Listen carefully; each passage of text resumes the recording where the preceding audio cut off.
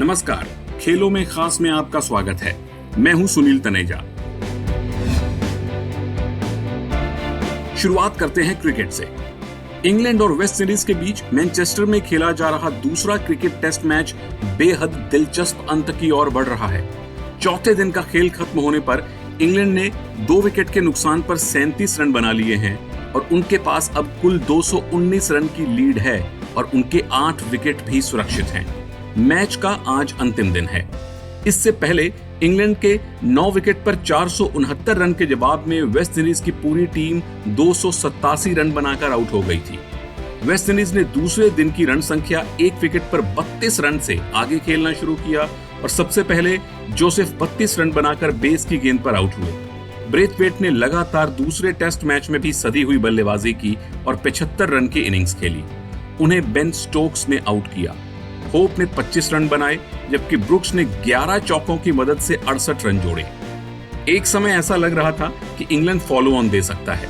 तभी चेज और रॉश ने सदी हुई बल्लेबाजी की और फॉलो ऑन के खतरे को टाल दिया। चेज ने अपना अर्धशतक पूरा किया। पहले टेस्ट मैच में टीम से बाहर रखे गए स्टुअर्ट ब्रॉड और क्रिस वोक्स ने 3-3 विकेट लिए। कुरन को 2 विकेट मिले। हमारे साथ मौजूद हैं former test player Ashok Malhotra. Ashok ji, इस मैच की दिशा और दशा अब क्या दिखाई दे रही है?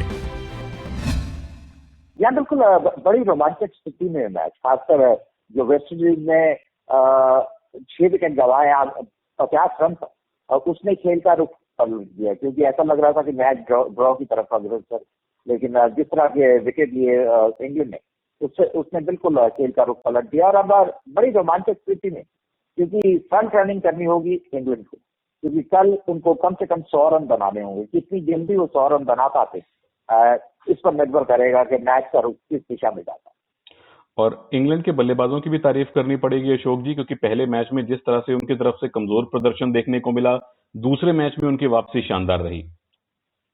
या बिल्कुल, क्योंकि पहले मैच में कोई भी बड़ा स्कोर नहीं खड़ा कर पाया था। 50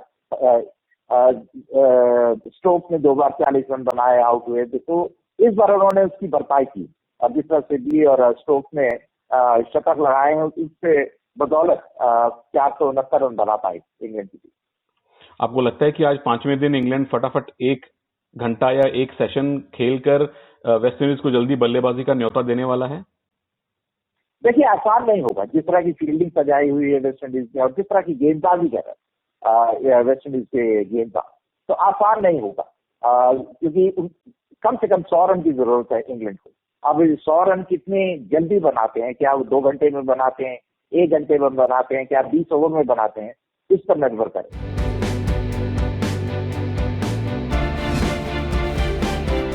उधर बीसीसीआई के general manager cricket operation Saba Karim ने रिजाइन कर दिया है। नए मैनेजमेंट के आने के बाद सबा चौथे ऑफिशियल हैं जिन्हें पद छोड़ना पड़ा है। पूर्व क्रिकेटर सबा ने कल ही इस्तीफा दे दिया था, लेकिन अब तक इसकी पुष्टि नहीं हुई है। उनके कॉन्ट्रैक्ट के मुताबिक उन्हें 6 महीने का नोटिस देना होगा, लेकिन ये बोर्ड पर निर्भर करता है कि वो इस शर्त में ढील भी दे सकता है। ओल्ड ट्रैफर्ड में आज दूसरे दिन का चौथा दिन आंकड़ों के नजरिए से कितना खास रहा, वो बताएंगे स्टैट्स कॉर्नर में हमारे आंकड़ेबाज मोहम्मद इशाउद्दीन। ओल्ड ट्रैफर्ड टेस्ट का परिणाम चाहे जो हो, इतना तय है कि यह टेस्ट बेन स्टोक के नाम से जाना जाएगा। टेस्ट के चौथे दिन जब क्रेग ब्रेथवेट बड़े स्कोर की ओर बढ़ रहे थे, तभी स्टोक्स ने उन्हें आउट कर दिया। इसके साथ ही 2020 के कैलेंडर साल में सबसे ज़्यादा 15 विकेट लेने वाले गेंदबाज बन गए। उन्होंने टीम साउदी और मार्क वुड के 14 विकेट को पीछे छोड़ दिया। संजोग से स्टोक्स पहली पारी में शतक जमाने के बाद इस साल सबसे ज़्यादा रन बनाने वाले बल्लेबाज भी बन गए थे। स्टोक्स के नाम 5 टेस्ट मैचों में 534 रन दर्ज हैं। दूसरी ओर वेस्टइंडीज़ के ओपनर क्रेग ब्रेथवेट 75 रन बनाकर आउट हुए। यह पिछली 24 पारियों में उनका सर्वोच्च स्कोर है। उन्होंने साउथहैम्पटन टेस्ट में भी अर्धशतकीय पारी खेली थी। ब्रेथवेट और ब्रूक्स ने मिलकर चौथे विकेट की साझेदारी में 76 रन जोड़े। ओल्ड ट्रैफर्ड में इंग्लैंड के खिलाफ वेस्टइंडीज़ का चौथे विकेट के लिए यह चौथी सबसे बड़ी साझेदारी है। इससे ज़्यादा 138, 120 और 99 रन की साझेदारी 3 अलग अलग जोड़ियां कर चुकी हैं।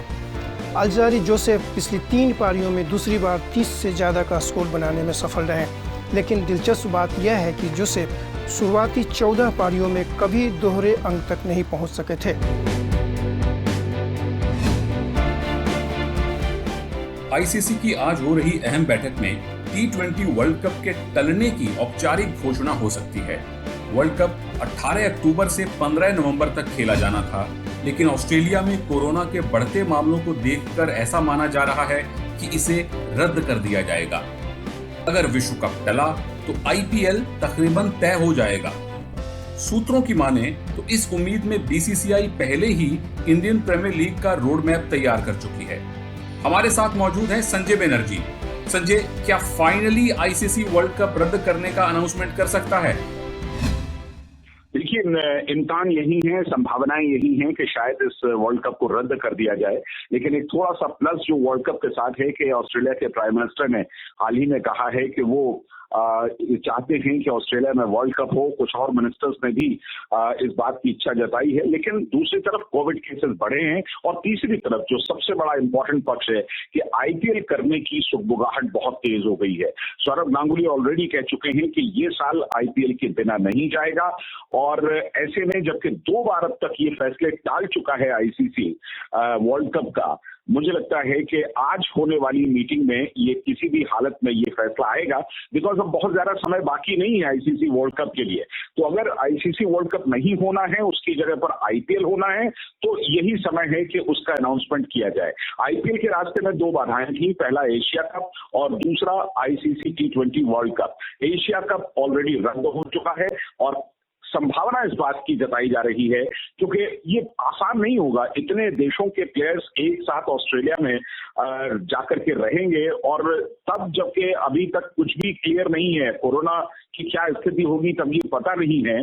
ट्रेवल रिस्ट्रिक्शन सब जगह पर हैं, क्वारंटीन का सब जगह एक शर्त है सबकी। तो ऐसे में मुझे नहीं लगता है कि T20 वर्ल्ड कप होने वाला है। आज आप ये उम्मीद कर सकते हैं कि ये फैसला आएगा और जैसे ही ये फैसला आता है आईपीएल के लिए विंडो पूरी तरह से खुल जाएगी और आईपीएल होगा। अब आईपीएल इंडिया में तो नहीं हो सकता, उसकी संभावना नहीं दिख रही। संभवतः यूएई में ही आईपीएल होने वाला है। World number 1 tennis star Novak जोकोविच ने कोरोना के मुकाबले के बाद कोर्ट में वापसी की है। जोकोविच ने पिछले महीने exhibition Adria tour charity tennis tournament करवाया था और इसी दौरान उन्होंने नाइट क्लब में पार्टी भी की थी। इसके बाद जोकोविच, उनकी पत्नी और 3 अन्य खिलाड़ियों का कोरोना टेस्ट पॉजिटिव आया था। हालांकि इस महीने के पहले हफ्ते में सभी की रिपोर्ट नेगेटिव आई। ठीक होने के साथ ही जोकोविच ट्रेनिंग पर लौट आए हैं। जोकोविच ने इसी साल की शुरुआत में रिकॉर्ड 8वीं बार ऑस्ट्रेलियन ओपन का खिताब जीता था। इसे मिलाकर अब तक वो 17 ग्रैंड स्लैम जीत चुके हैं। और अब फुटबॉल। एफए कप के लिए खेले गए दूसरे सेमीफाइनल में चेल्सी ने मैनचेस्टर यूनाइटेड को हराकर फाइनल में जगह बना ली है, जहां उसका मुकाबला आर्सेनल के साथ होगा। फाइनल 1 अगस्त को खेला जाएगा। सुनते हैं अभिषेक झा की रिपोर्ट। एफए कप का जो दूसरा सेमीफाइनल मैच खेला गया मैनचेस्टर यूनाइटेड और चेल्सी के बीच में, उसमें कमाल का परफॉर्मेंस करके दिखाया है लैम्पार्ड की टीम ने और चेल्सी ने मैनचेस्टर यूनाइटेड को 3-1 से हराया। और मैच की शुरुआत से ही चेल्सी की टीम ने लगातार प्रेशर बनाकर रखा था यूनाइटेड के ऊपर। हालांकि दोनों ही टीमें अच्छे फॉर्म्स में नज़र आ रही थी, लेकिन चेल्सी की तारीफ करनी पड़ेगी और बिल्कुल फर्स्ट हाफ से ठीक पहले बिल्कुल डिज़र्व करती थी चेल्सी की टीम की लीड ले। और जो उनके काफ़ी पुराने स्ट्राइकर हैं जेरूड, उन्होंने पहला गोल किया और जैसे ही सेकेंड हाफ की शुरुआत हुई मॉन्ट ने दूसरा गोल कर दिया। आप समझिए कि 45वें मिनट में और उसके बाद 46 मिनट में 2 बैक टू बैक गोल हुए थे चेल्सी की तरफ से। और उसके बाद से यूनाइटेड की टीम कम बैक ही नहीं कर पाई और फिर तीसरा गोल भी हैरी मैग्वायर जो कि यूनाइटेड के डिफेंडर हैं और उनसे गलती हुई, ओन गोल कर दिया था। 3-0 की बढ़त बना ली थी चेल्सी की टीम ने, लेकिन फिर एक कंसोलेशन गोल यूनाइटेड की तरफ से आया पेनल्टी के जरिए। लेकिन अंत समय तक चेल्सी का जो डिफेंस लाइन है वो काफ़ी बढ़िया खेलती रही और 3-1 से ये मैच जीतने में सफल हो गई। लेकिन अब 1 अगस्त को मैच खेला जाएगा, फाइनल मैच FA कप का, जो कि चेल्सी बनाम आर्सेनल के बीच में होगा, क्योंकि जो पहला सेमीफाइनल खेला गया आर्सेनल और मैनचेस्टर सिटी के बीच में, उसमें आर्सेनल ने सिटी की टीम को 2-0 से हराया था और उस मुकाबले में ओबामेयांग जो स्ट्राइकर है आर्सेनल के, उन्होंने दोनों गोल किए थे फर्स्ट हाफ में। इनफैक्ट एक गोल फर्स्ट हाफ में किया था, दूसरा सेकेंड हाफ में किया था और 2-0 की जीत दर्ज की थी आर्सेनल की टीम ने। तो 1 अगस्त को एक बड़ा फाइनल मैच हमें देखने को मिलेगा, चेल्सी बनाम आर्सेनल FA कप का फाइनल। मर्सिडीज के Valtteri Bottas rain affected Hungary grand prix के 3rd प्रैक्टिस सेशन में टॉप पर रहे। उन्होंने अपने को ड्राइवर लुइस हैमिल्टन को पछाड़कर टॉप पोजीशन हासिल की। सीजन की चैंपियनशिप पॉइंट्स टेबल में टॉप पर बने हुए बोटास ने लास्ट सेशन के चैंपियन हैमिल्टन से 0.042 सेकेंड कम समय लिया। मर्सिडीज के दोनों ड्राइवर्स ने सेशन की पहली 2 रेस जीती थी। बोटास ने ऑस्ट्रेलियाई ग्रां प्री, जबकि हैमिल्टन ने स्टायरियन ग्रां प्री को अपने नाम किया था।